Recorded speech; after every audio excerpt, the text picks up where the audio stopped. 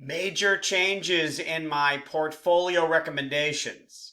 I just posted a video 2 days ago about why I believe it's time to move into Ethereum out of Bitcoin. For a long time, starting in 2018, I said Bitcoin should be 50% or more, and it can be 100%.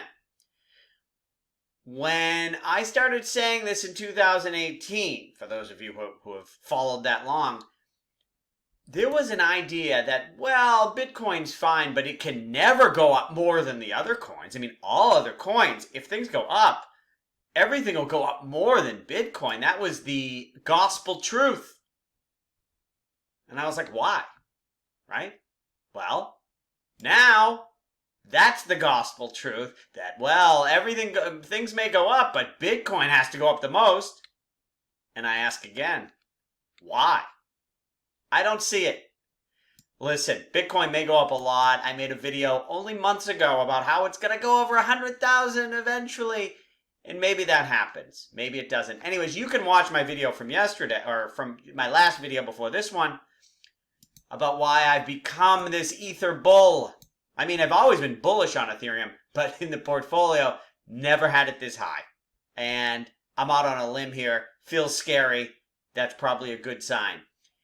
And what else we're doing? You can do more now, I think, in all the others. Let me go through, and I hate the term altcoin. That was from when all there was Bitcoin, and then people would make a copy of it and tweak it a little, and that was a new coin.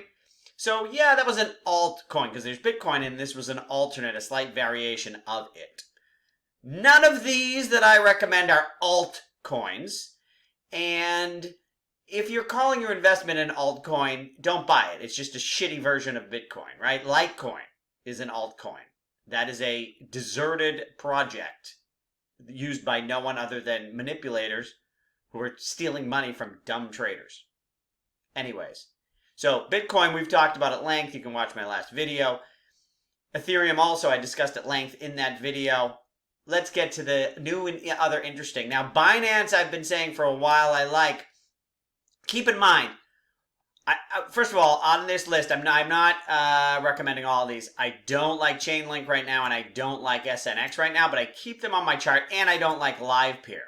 I keep them on because, and I wouldn't buy Hex. I got free Hex. Why not? But anyways, the rest of these, so if your percentage is 0 to 30%, and if you're not full-time on this stuff, and you're not willing to have your thing go to 0, you don't even need to bother with these, right? You could just do Ethereum, let's say 75%, Bitcoin 25%, and be done, right? You don't have to watch it every friggin' day. These change. But anyways. So the point is, you would buy a little bit. Don't get too excited about these. You get these, oh, Augur up 45% today. It's awesome. I'm going to put all my money in it. And then, then it doesn't go anywhere. So Binance, I like it because it's one of the biggest exchanges in the world. Of all exchanges, I think they make almost as much money already as NASDAQ, and it's only a 2-year-old company. I think it made $1 billion in profits in a year and a half. And I love investing when you find a winner guy, CZ, who runs Binance. It's a little early in his career, but it looks like he's just a genius and just an amazing. Binance launches more products and more new things than all the other exchanges combined.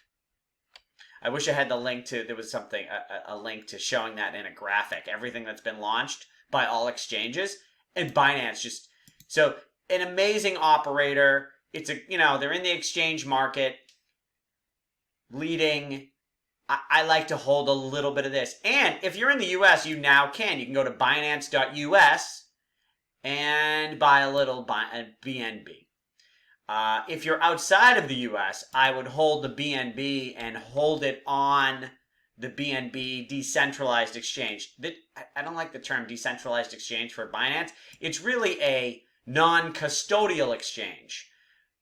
meaning they're not holding your coins, but it's not really decentralized. So theoretically, they could go in and steal it. But I'm not worried about CZ stealing anybody's money. He returns people's money. He's a great operator. So I think he can take a flyer on this one. Stellar, they're doing a lot. But the value of this token. So they're, like I've said, I've liked Stellar for a long time. In 2017, when I really liked it, I think it was the second video I made, I was like, this is one that's not going to disappear. And I don't know if you remember in 2017, a lot of the tokens everybody loved, no one's even heard of them anymore, right? So, yeah, it's still here. It's still one of the bigger tokens. And, if you got in late, it's down a hell of a lot. It's still higher than when I started. When I liked it, it was at 1.50 cents. Now it's at 5 cents. That's a good gain. However, if you bought it at 60 cents, you're down.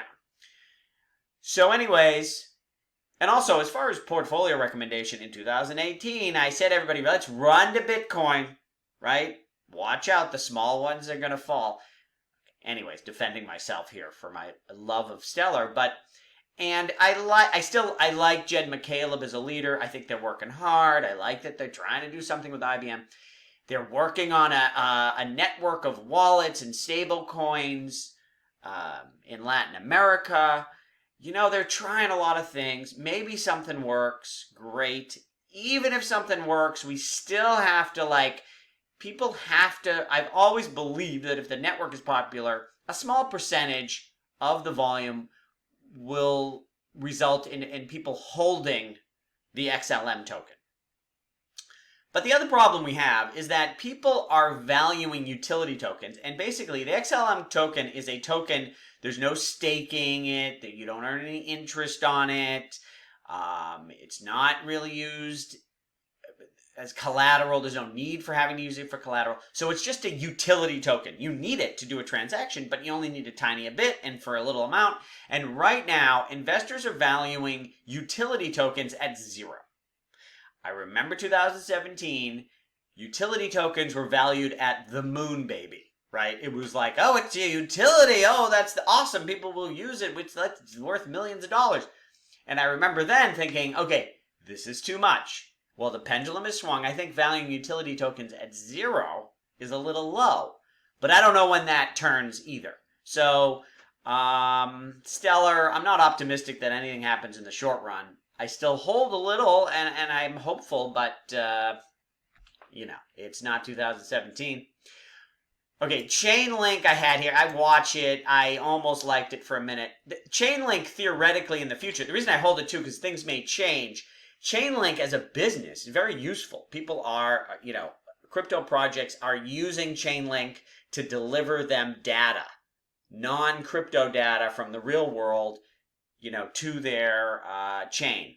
And seems they do a good service, they have a good business, they're doing this.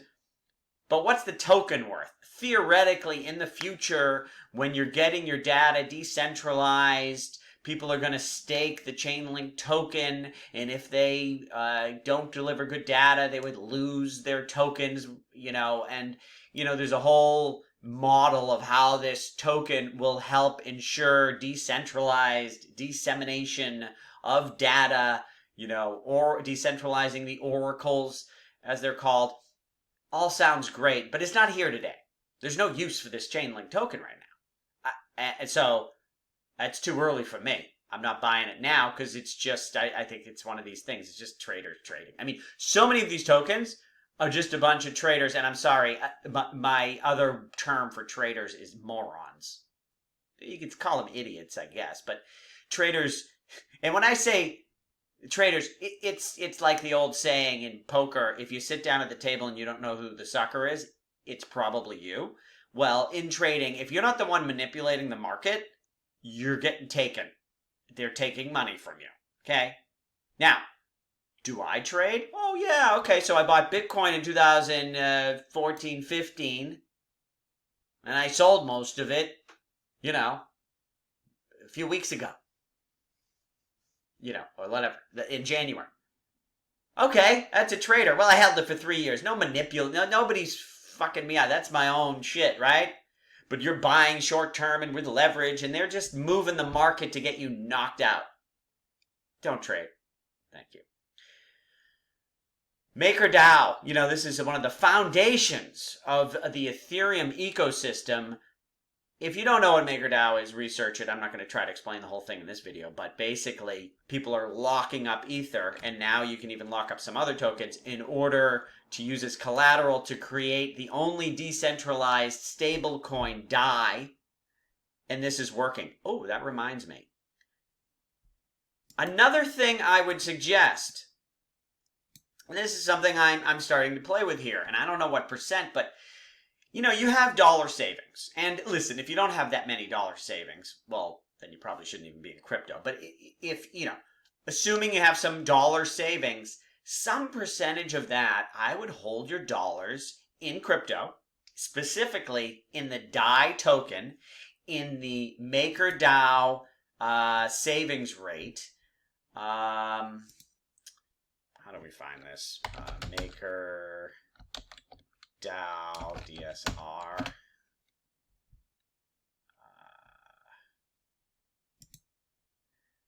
So very easy. You can buy DAI almost anywhere these days. It's pretty easy to find how to buy DAI. And then you go to MakerDao. And can I get to it? This Oasis, okay, is their website for doing stuff. Save. And you can lock up your DAI. Okay, I have to log in. I don't have all that set up in this browser. Bottom line is, you can lock up your DAI and earn, right now it's 6% interest. And of all the smart contract interest earning options, this is the safest. 6% interest on dollars. Is it more risky than Bank of America? Yeah, I guess so. You assume that DAI is going to hold its peg, which it has for a few years, including through 2018 Ethereum crash. So DAI holds its peg, I think, is a good, and MakerDao, as far as trusting their smart contracts, I don't think you have anything more trustworthy. So I consider it pretty low risk, and you can earn 6% interest. So some of your dollars that you're holding, in a sense, it's crypto. You still got to look at it as it's risky. It's crypto. Don't put all your dollars there. Plus, there's, it's not that easy to go from fiat to DAI and back to fiat. So it should be dollars also that you don't plan on using in the very near future, like next month. But if it's you holding money, maybe I'm going to have a down payment in a house in 2 years, and you're accumulating some percent of that, you could put into DAI to earn interest. The other thing about MakerDao, they upgraded their system, and boy, did it go smoothly. I mean, what a beautiful, they just upgrading the smart contracts, and the migration is still happening. You can see here that total DAI keeps growing, and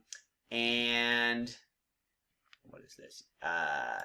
And 88 million of the 123 is in the new DAI. People had to convert from one smart contract to another. It's a whole long story. But MakerDao, I think, is one that's here to stay. A lot of times with crypto, one of the investments theses needs to be, is this thing gonna last? MakerDao ain't going away. Now, Zcash. This is new for me to invest in. Now, also be careful. This thing just ran up. And I tell you, if you look at, look at this. This is 1 month. So just in the past week, we went from, 30 to 50 in about a week. So maybe it'll settle down. I'm not sure today is the best day to buy this thing after that run. But now I have said for years, I don't like privacy tokens, because privacy will be available on Ethereum, and I used to say Bitcoin. I don't think Bitcoin's going to have any privacy anytime soon, unless the Lightning Network works, which I'm not sure that's happening anytime soon, if ever. But anyways, on Ethereum, there is privacy options with 0K knowledge proofs. Long story. I still believe what I said, but there's a couple reasons why I like Zcash. First of all, they've gone through a lot of changes and upgrades, and the token price is in the shitter. I mean, it went down a ton. So first of all, value-wise, not bad timing. The other thing is, so as I'm looking at all the privacy options coming up on Ethereum, for example, I like this Ren. We'll get to that in a minute. You know, and I notice, oh, we're going to be compatible. We're going to launch, and we're going to be, you know, you're going to be able to trade in a dark pool, meaning it's private trade transactions and all this. Where, you know, it's going to work for Ethereum, Bitcoin, and Zcash. Or I don't remember exactly. A few coins include Zcash. Then there's another one. I don't know. I can't remember offhand. But a lot of these privacy solutions on Ethereum are going to work with Zcash. So first of all, I guess I keep reading that. I'm like, boy, it sounds like there's a lot of additional liquidity options coming to Zcash. So that, in a sense, makes it more valuable. And also, I read one article, and I got to admit, I'm not sure I understood it as much as I should, but there's sort of an idea that, yeah, there's going to be privacy on Ethereum for trading this and that, but then when you want to hold your token privately, you'd want it to be on something like Zcash where you return it where the layer 1 chain itself is pretty private and you hold it there. So there is, although privacy will come to Ethereum, and in the long run, I'm not sure I love Zcash forever, but it looks like its use as privacy ramps up on Ethereum, privacy options, there seems to be more use cases for Zcash. And its use is not going away anytime soon, and we'll see. So I think you can take a flyer on it. Granted, my timing was nice because I decided I liked it a little bit before it went up 100% in the past week. So, you know, that's one. Now, Augur. So Augur, what do you call it? A decentralized betting system. Now, Augur is one, and for those of you who remember, when did it launch? In 2018 or no, 2017. Oh, there was so much excitement around Augur, right? Oh, this is amazing, and it is. It's a great idea. You can when you look into what the idea is, it's like, oh, really cool. Anyone can create their own bet. You can just go online and say, I bet that it's going to rain tomorrow, and then people can go against you and create this whole betting market. Sounds awesome. But when it launched, and I remember back in the day when I was like, wait till it launches, see how the adoption rate is, and it launched, and guess what? It was impossible to use. There was no adoption. Nobody used it. I mean, a little bit of volume, very disappointing. But they kept at it, and they've made so many changes, and the Augur 2 launch is coming, like, very soon. There was just a new article they posted, I think, that it's happening, I believe, this quarter that Augur 2 is launching. So many of their problems being corrected. You'll be able to bet and die. You used to bet in Ethereum, right? So you bet and you're right, but the price of Ethereum moved more than your bet, right? So you were right on the bet, but Ethereum went down, so you lost, or vice versa. So now you'll be able to bet in DAI, and it's going to be also a lot faster and easier, and they can program better UX, and and now when I see this thing launching, the expectations are all like, Augur sucks, no one's paying attention, nobody cares. In 2017, when they launched, everyone was so excited, and then it sucked. Now nobody's excited, and it might be good. So I like that for price. Again, this is another one. Too bad I didn't make the video yesterday, right? It's up 45%. In fact, and this is one, it's actually done one well for several months. It's up 100% also from when, I think I mentioned it, in fact, in my last video on this topic. Okay, I mean, yeah, let's go back even a little further. Oops.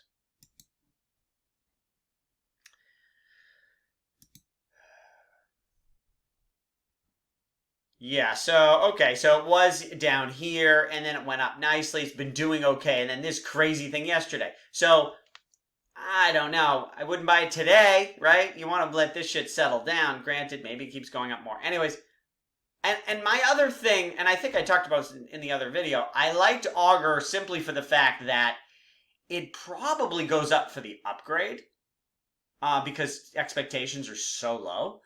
And then I would watch it and see if there's adoption this time. If not, I would get the hell out of there. And I also should admit, I also had said Maker. I thought Maker, with a successful upgrade, the price would have really appreciated on that. And the upgrade has gone wonderfully. And the price, Maker's price just bounces around. I mean, Maker's price has not moved for like years within a huge range. But, and I say years, I mean, for a long time. I mean, this is just for the last year. It's just bouncing around. I don't know. And, you know, it shows here too how many fees. So this is, people need to burn $2 million worth of Maker in order to, you know, based on the interest they're paying for their loans.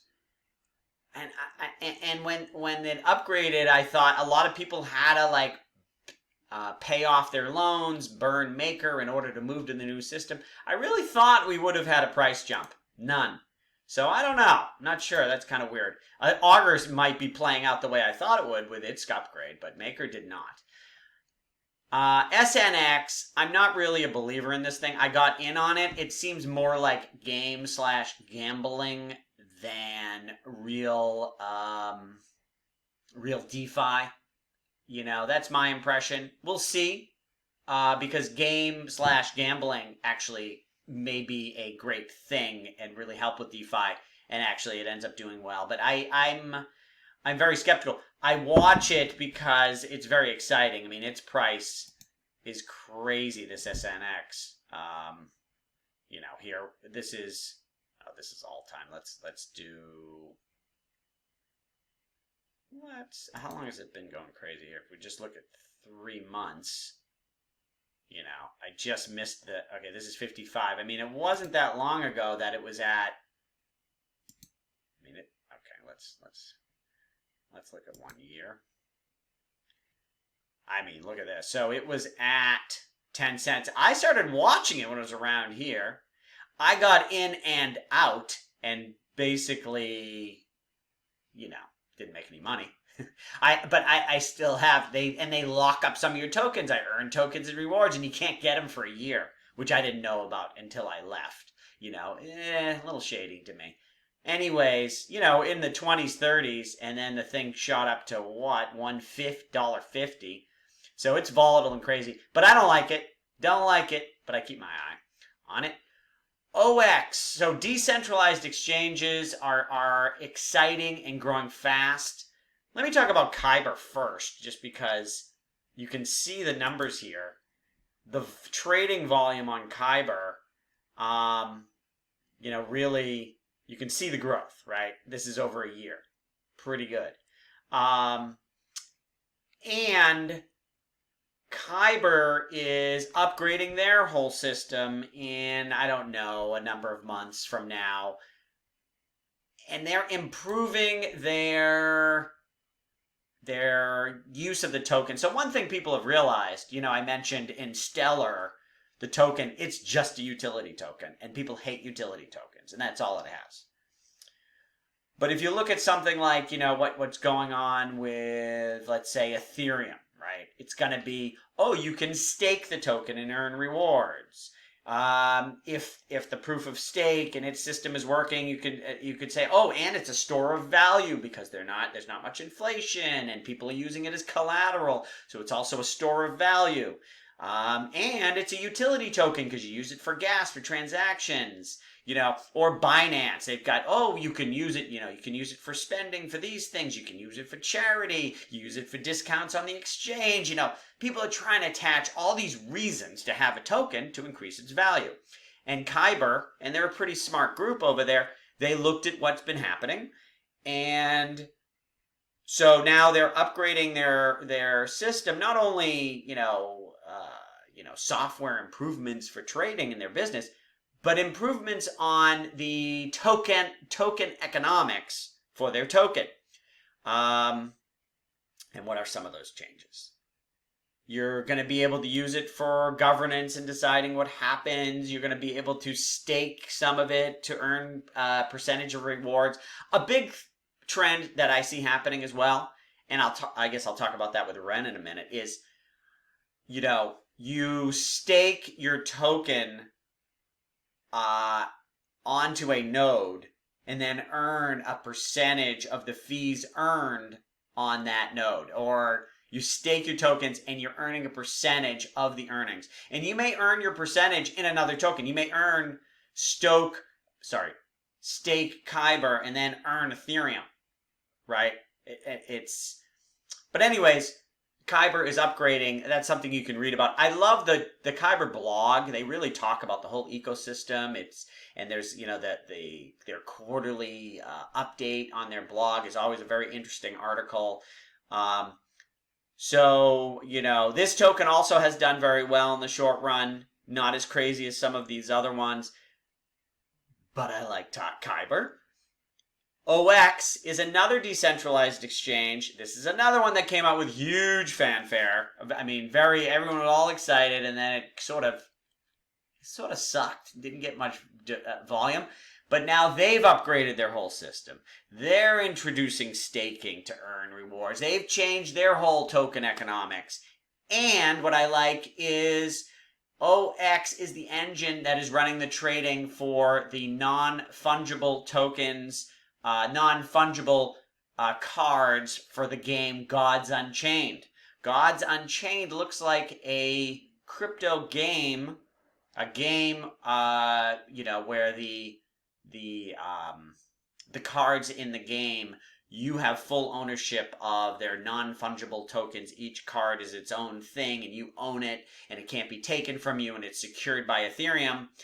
Most of the game runs on a second layer solution, but the cards are secured by Ethereum, and the trading of those cards, and there's a lot of volume with people, hundreds of thousands of dollars a day, and it hasn't even officially launched. Gods Unchained is up and running, but they're not promoting it yet. It hasn't really officially launched because they're still working on it and working on all kinds of things. So it has a long way to run.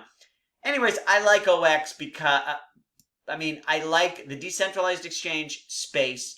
There's a lot of growth there. It's an exciting part of the DeFi space. OX is upgrading their whole system, and they're the engine behind Gods Unchained. So for all of those, I think you can take a bet on that one. Again, small numbers on these. Who knows what happens?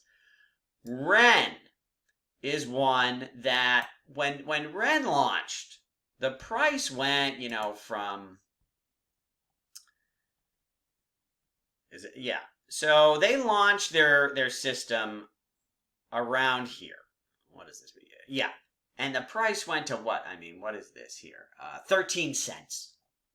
Right? And then it crashed all the way back down. When they launched, there were like 10 podcasts of the creators talking about the system and how it works. And I was listening going, I see why this thing went to 12 cents. This is exciting. This is amazing. I said, well, but I'm going to wait for the price to come down. It didn't take long for the price to come all the way down. It just crashed. So, the pricing on this is not bad. I think under 5 cents, you're sort of okay. 3 being the low. The medium term low here. So Ren, I would search for these podcasts to listen. Basically what Ren is you take a token and they wrap it using zero knowledge proofs into some sort of a privacy token that can only be released to the token that locked it up. God, now I forget how the hell to explain it. You know what? It's a dark pool trading, and here's the thing with it. I thought this thing, I'm like, wow, this is really amazing. I love it. And it's this model, again, that I'm seeing. If you have to have 100,000 Ren token. If you do, you can lock it into a node. And this hasn't launched yet on mainnet. So this sort of beats my wait till it launches thing. But I think it's a different world than in 2017 where almost everything was bullshit and there was no way to determine whether or not it's bullshit. Ren is not bullshit. They're up on a test net. I'm not as worried about waiting till it launches on mainnet. Granted, that is an issue, right? oh, next month, and the thing never launches. That happens. But anyways, it hasn't launched yet on mainnet. But anyways, if you have 100,000, you can lock it up on the node when it's on mainnet, and then you will earn a percentage of the fees that people use for trading privately and whatever Ren is whatever services it offers. So I like that model, and I like the idea of not only, well, maybe the token does well, but maybe I could also earn fees. For some of you, 100,000, so now that's $4,000 to experiment with that game. That might be too big of a bet here, right? To play around. But listen to the podcast on Ren. Oh, so the other thing about it is I was all excited. And whenever I talk to somebody who knows a lot about crypto, I even spoke to Zuko, the founder of Zcash. And he's like, I don't know. I haven't researched Ren. Like, he doesn't even know. Nobody knows what's going on with Ren. So no one's really following it, which is good in that it's under the radar. So if it actually turns out awesome, it's definitely sort of undervalued because no one's following it. So we'll see. Loom I do not advise anymore. If you remember the story with Loom, and the reason I originally got into it was I thought that was the network that was running the Gods Unchained that I love. So I thought, oh, awesome for Loom, and then so Loom's doing, so I got some, and then it turned out it's not, and then I'm like, it's also very unliquid, and I'm staking these stupid tokens, and another thing that's turned out to be sort of people realized there was a business model last year that a lot of people, including myself, were a little excited about was, oh, you get your token, you stake it, and there's a lot of inflation at the beginning for the stakers. And so everybody's going to stake, so it's all going to be locked up, and you're going to earn all this inflation, all these new tokens for locking up early. Oh, sounds really cool. Turns out that people do this and then they sell all the tokens. There's a lot of inflation and the price goes down a ton. Loom Network, if you look at the price of it, it's gone in the shitter.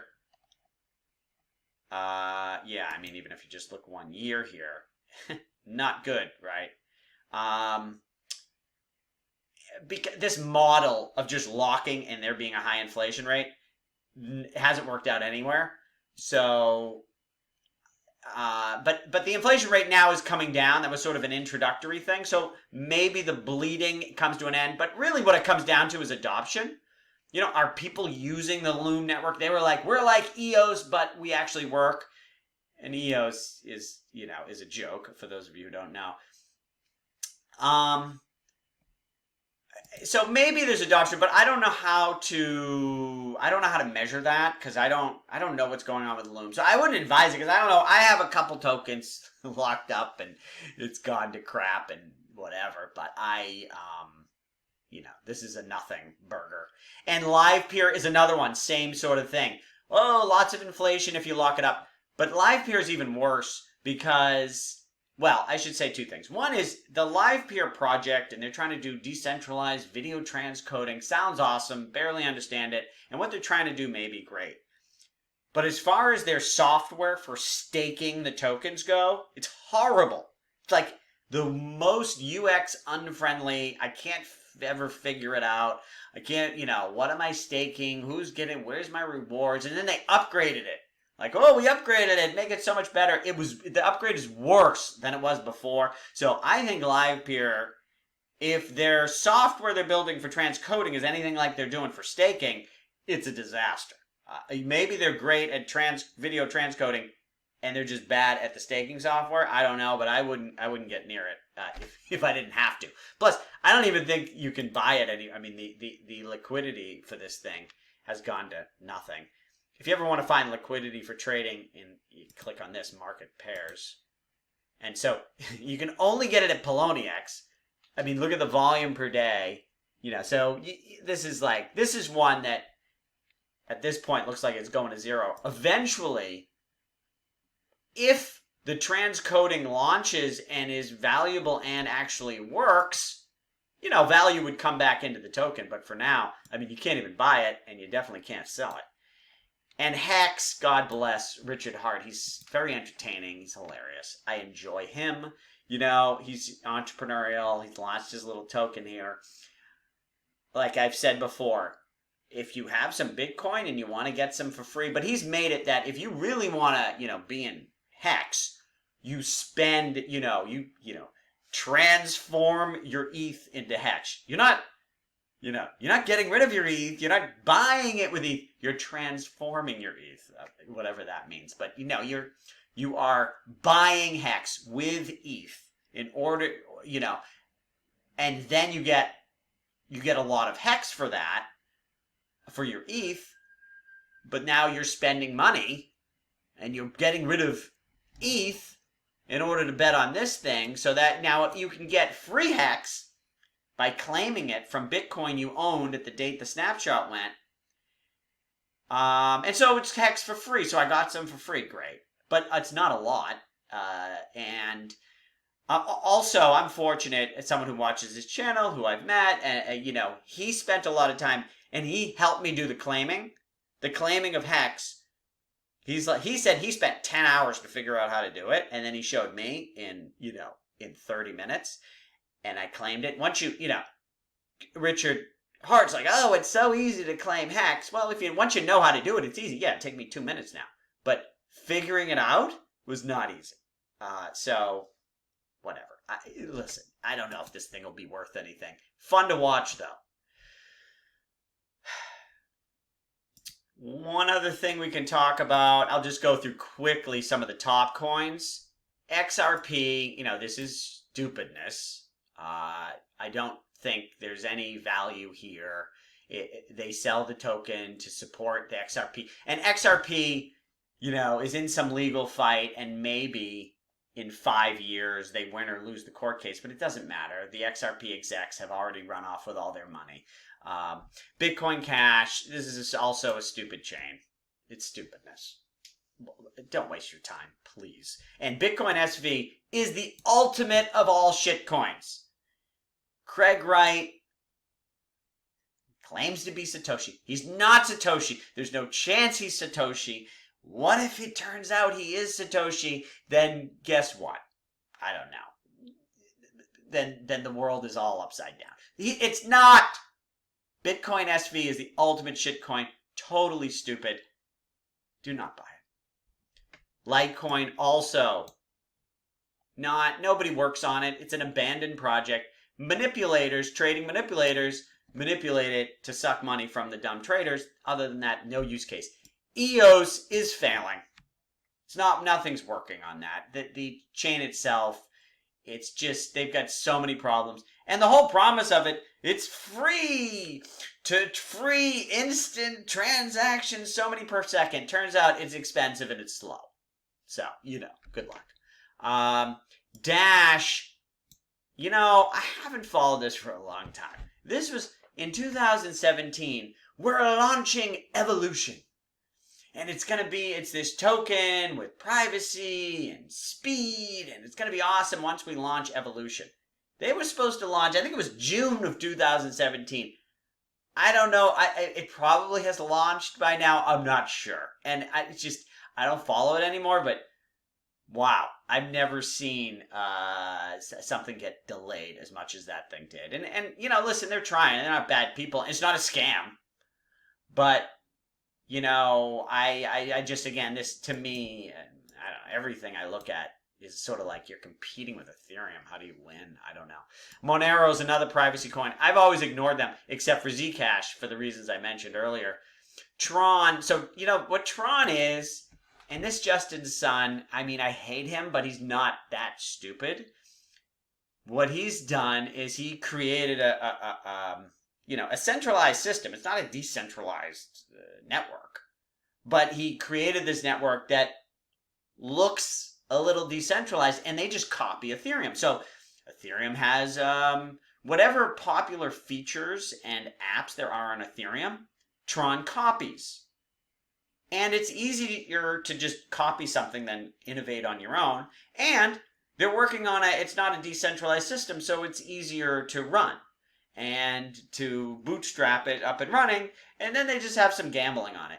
But it looks like this is not going to keep running, and even gaming. I thought, okay, fine, gaming, stupid gambling games, hand those to EOS and Tron. It's not going to happen on Ethereum. I'm starting to think that even gaming is going to end up on Ethereum. So I don't think there's much hope for Tron. I hate it. I wouldn't buy it. Cardano, the worst. They think they're going to beat Ethereum if it ever launches. And they're always like, oh, we're going to be decentralized soon. Soon. It's been soon since 2017. Not a decentralized chain. They call it, this is a professor token. I would never, I'm not, I don't have any hope for Cardano.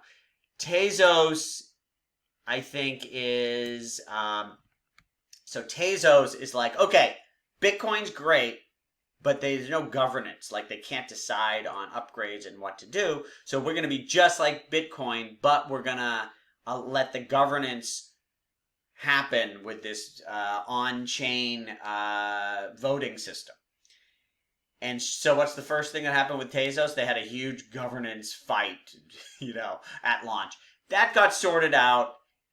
And apparently they're working on stuff, and it seems to be going okay now. I don't know if it gets any traction. I wouldn't invest in it. Ethereum Classic is just, they're like, that's another. It's like Bitcoin Cash, right? You've got it in Ethereum. You've got this amazing community. 10% breaks off, and it's not the all-stars, right? Vitalik didn't go with the fork. All the great leaders of Ethereum did not go with the fork. It's all the people that we're probably happy to get rid of go over to Ethereum Classic, and nothing's going on there. I think that's silliness. Cosmo. So I talked about Chainlink. Leo. I don't follow this Leo. This is something that has to do with Bitfinex. It's a long story, and I don't follow it. Maybe it's okay. Maybe it's not. No idea. Cosmos is another chain with the idea that it's you can create your own specific blockchains and they'll all communicate with each other, and it's supposed to improve interoperability, and there's hope that this thing actually turns into something. It's not really there yet. It's still sort of launching, and we'll see. If you dig deep in this thing and you watch it closely and you see adoption happening, you might want to get some. It's sort of out of my... I don't know. We'll see. I think I'll notice adoption if it's happening. I think it's still too early for me to bother betting on it. Neo is just a database to raise money from idiots, or I should say take money from idiots. Huobi looks like a corrupt exchange in cahoots with the Chinese government. The Plus token, the huge... By the way, that big run in Bitcoin that we saw April to July looks like it was primarily from a Ponzi scheme in China that raised stole about $4 billion from idiots who bought into it. And by the way, if you ever watch the video for this Ponzi scheme, it's hilarious. It's like made for Chinese people. And it's like in English, bad English, with Chinese subtitles, and they're making it look like we have every buzzword that you would want to hear, and it's an investment from outside of China, and you're going to get rich. It's like AI, cryptocurrency, guaranteed returns. It was just like a video of buzzwords, so fucking stupid, and everybody put all their money in it.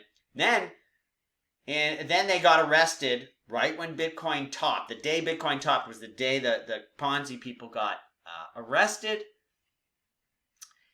And then these Ponzi people, they didn't catch them all, and they have been selling their tokens. I don't know, they might be done now. I'm not sure what's happening today. But for several months, a lot of tokens were being dumped, and most of them being dumped right through Huobi.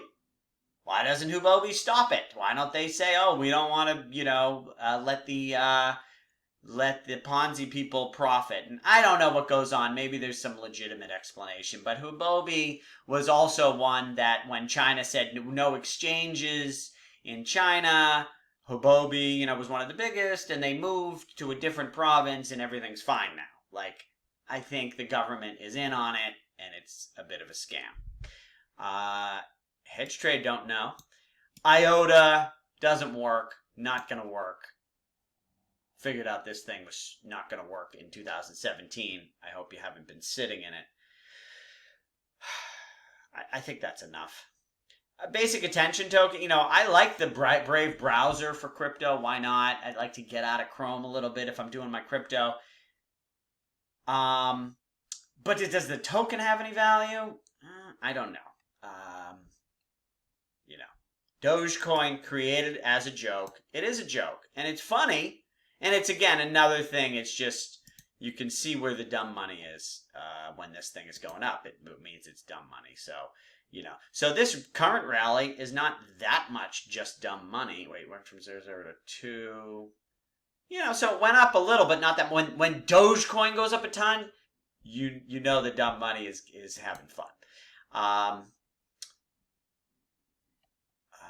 And Decred.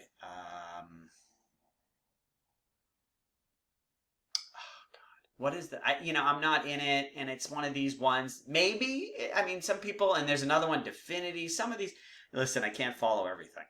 You know what I'm saying? I'm sort of, honestly, I'm betting my horse. I'm ready to I'm digging into Ethereum and everything that's happening on Ethereum. I think Ethereum is bigger than all these other tokens combined. And that's my deal. So, hope you enjoyed.